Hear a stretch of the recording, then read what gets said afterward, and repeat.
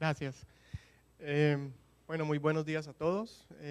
Primero quiero agradecer al gobierno de Brasil y los organizadores por esta invitación para estar acá y exponerles un poco la experiencia de Colombia. Yo les voy a hablar brevemente ya algunos países de acá, distribución del área de Caracol Pala. En el taller de Panamá escucharon la presentación de un colega mío de cómo manejamos el tema del caracol. Y esto cómo nos puede servir para tener ideas con los tiburones. Y al final les voy a hablar de un análisis que hemos hecho de códigos arancelarios de tiburones en Colombia, que nos puede dar unas luces de la importancia de las aduanas en la comercialización y trazabilidad de estas especies. Brevemente, pues en el Caribe de Colombia, estas son las tres áreas donde tenemos caracol pala, y la más importante es el Caribe insular de nuestro país. Es un recurso pues muy importante y que tuvo unas altas capturas en años pasados. Y aquí un ejemplo de como autoridad administrativa CITES, lo que hemos registrado o las autorizaciones CITES que hemos emitido. No necesariamente estas autorizaciones son consecuentes a las capturas aprobadas, porque hay un consumo local y está asociada a las evaluaciones que hacemos. Y acá pues podemos ver reflejadas en una gráfica las autorizaciones CITES que emitimos. Pero algo que como país queremos resaltar es un producto derivado del caracol. Y esto nos empieza a dar ideas de cómo una especie, y lo dijo Ramón, realmente la protección es sobre la especie y sus productos derivados. Por ejemplo, en caracol también se comercializan las conchas y perlas. Y no tiene la misma asociación con la carne o el filete de caracol. Nosotros realmente las evaluaciones nos permite determinar cuántos números de especímenes asociados a toneladas de caracol permitimos extraer sin perjudicar la población del medio natural, pero la asociación de perlas y conchas no es directamente proporcional a la comercialización de la carne. Por ejemplo, en Colombia, desde el año 2000, hemos emitido autorizaciones CITES de 7.814 perlas. Tenemos una autorización CITES de una perla de caracol por $50.000. Un precio muy diferente a lo que se comercializa la carne de caracol. Entonces esto nos empieza a mostrar cómo un subproducto, depende de su demanda, puede generar o tener asociado un mayor valor que la misma carne, que es donde principalmente los países estamos ejerciendo el control. ¿Por qué es difícil acá? Porque no hay un estudio claro que nos diga cuántas perlas de caracol se pueden encontrar en relación con número de caracoles. Algunos investigadores mencionan que existe una probabilidad de cada 1000 caracoles encontrar una perla de caracol pala. Y la perla no siempre tiene la misma calidad o puede tener el mismo valor.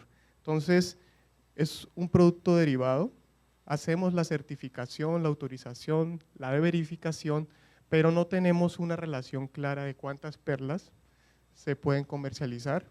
Con los países del área de distribución hemos conocido cómo no para todos los países las perlas o tienen una real comercialización o lo tienen presente. Nosotros en Colombia tenemos una estructura en la cual autoridad ambiental, por medio de una ley que la faculta, y la autoridad pesquera, tenemos que trabajar coordinadamente para determinar cuánto es la cuota de aprovechamiento de una especie. Esto lo hacemos por un comité que es conocido como el Comité Ejecutivo para la Pesca, donde definimos la cuota de aprovechamiento. Esto lo hacemos en el caso del caracol pala. Definimos en ese comité, a partir de estudios que son presentados al mismo, cuál es la cuota de aprovechamiento que puede tener esta especie.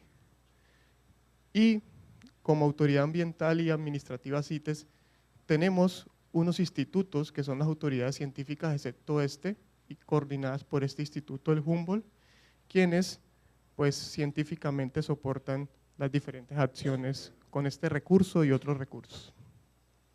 Y recientemente las autoridades ambientales regionales, por medio de una ley, tienen ya competencias para tener una administración más clara con los recursos marinos y costeros. ¿Qué hacemos con el caracol pala?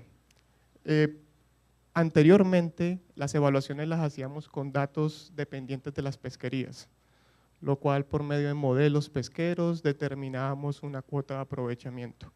Pero recientemente, en los últimos 10 años, ya hemos avanzado a tomar datos independientes de la pesquería, lo cual nos permite generar por unidad de área cómo están las densidades de caracol pala en complejos arrecifales donde su distribución es importante. En este caso, hemos podido construir por ya una serie de varios años densidades por hectáreas, tanto de individuos adultos como juveniles, lo cual nos permite en áreas determinadas cómo está la población. Esto es un proceso de investigación costoso, pero que lo hemos podido hacer con un intervalo de 2 a 3 años y tener una información seguida en el tiempo. Esto finalmente, ¿qué nos permite obtener como país? Y aquí tengo un ejemplo de la última evaluación. En los complejos arrecifales podemos identificar en cuál se puede hacer una extracción no perjudicial de la especie. Y también asociamos la regla que tiene la FAO, aplicar una regla del 8%, y también una regla asociada de una densidad mayor a 100 individuos por hectáreas. Y finalmente, al área que autorizamos, donde se puede hacer una extracción no perjudicial, también en Colombia hemos hecho una equivalencia de las diferentes presentaciones que puede tener el caracol pala, que es muy importante porque este producto puede llegar poco procesado o ya muy procesado y limpio, y las biomasas cambian en este sentido. Y digamos, recientemente tuvimos 2 escenarios posibles, y en esto es lo que decía el Comité Ejecutivo para la Pesca. Las máximas instancias se les presenta toda la información técnica y toman una decisión sobre qué porcentaje se autoriza la extracción no perjudicial. ¿Esto cómo está asociado con los procedimientos CITES? Debe ser algo muy similar a lo que manejan todos ustedes en los países. Tenemos un marco legal que nos faculta y tenemos en sí una resolución específica donde establecemos claramente por norma los procedimientos a seguir. En este diagrama les puedo mostrar cómo funciona en Colombia el procedimiento para emitir un permiso CITES, lo cual está muy importante asociado a la evaluación que les acabo de enseñar. Entonces, la autoridad administrativa CITES, tenemos pleno conocimiento de esta evaluación y sabemos cuánto es lo que reportamos o no a la Secretaría y podemos autorizar. Entonces, es muy sencillo. Está el proceso de erradicación de la solicitud, se verifica la solicitud si es viable o no viable, y tiene asociado un concepto técnico de viabilidad para ver si se puede o no emitir el permiso. Tiene un proceso de chequeo en puerto, y en Colombia tenemos algo importante. Nosotros tenemos un proceso electrónico conocido como el BUSE, Ventanilla Única de Comercio Exterior, y esto está soportado por el Ministerio de Comercio de Colombia, en la cual por procesos electrónicos todo comerciante o exportador tiene que relacionar toda su información, la información donde se va a exportar, el puerto de salida y toda la descripción detallada del recurso. Y esto solo lo pueden hacer comerciantes inscritos en el Ministerio de Comercio, lo cual está asociado con la entidad aduanera, y pues son los autorizados.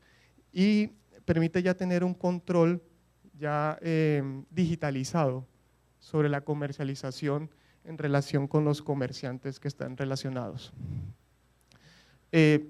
Los requisitos generales para especies como caracol pala con fines comerciales, pues que la información esté completa y que cumplan con una documentación para finalmente emitir el correspondiente permiso CITES. Este solo es un ejemplo que nosotros utilizamos con la estampilla de seguridad de CITES.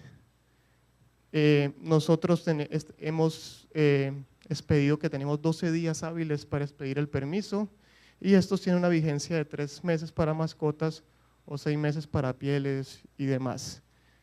Nuestros puertos principales informados para la exportación de especímenes, y de manera general ¿qué es lo que tenemos en cuenta para la verificación que puede variar dependiendo del producto, en este caso del caracol? Pues que la documentación sea legible, completa.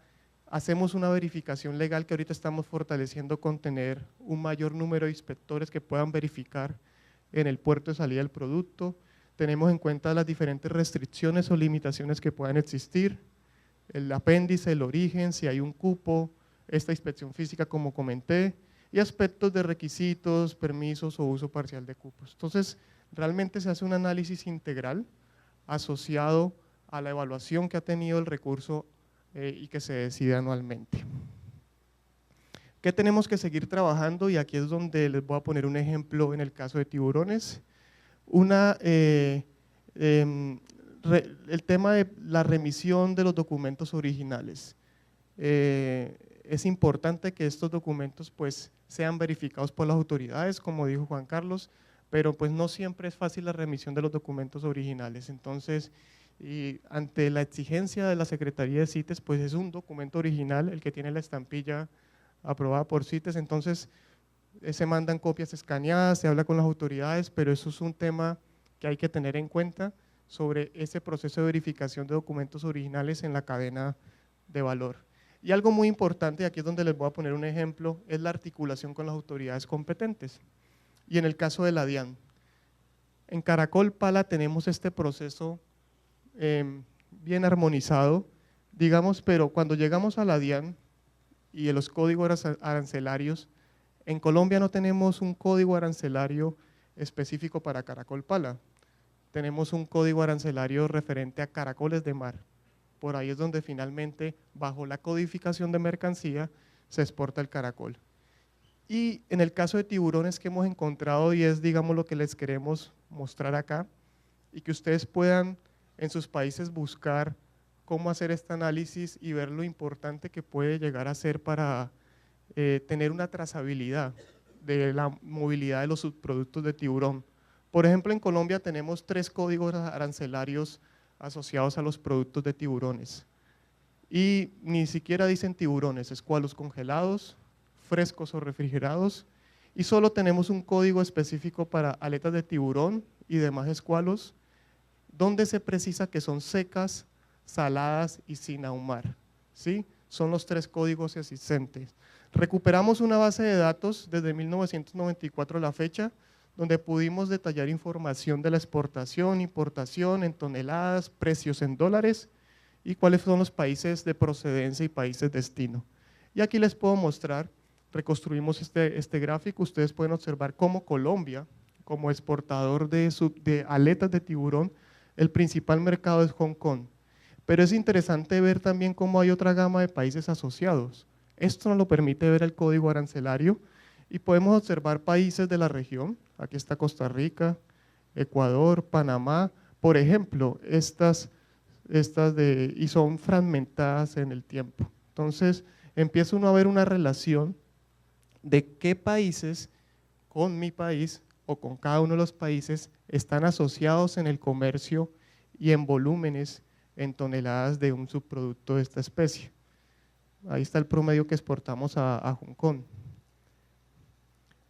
También se pueden hacer análisis de cómo el promedio mensual, nosotros no hemos encontrado, pero digamos estos meses son los más altos, pero aquí es donde les quiero ya mostrar cuando podemos ver que hay falencias en los códigos arancelarios para tener una trazabilidad con los subproductos de tiburón.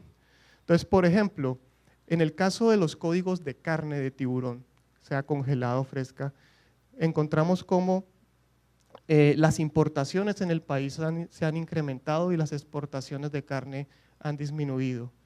Y cuando miramos los países involucrados, se puede identificar como nuestro principal país donde se obtienen las importaciones de carne de tiburón es Panamá y es Perú. Entonces empieza uno a identificar países que pueden ser importantes a tener en cuenta, con los cuales se tienen que aunar esfuerzos para tener una mejor trazabilidad del producto. ¿Por qué es importante el tema de carne de tiburón?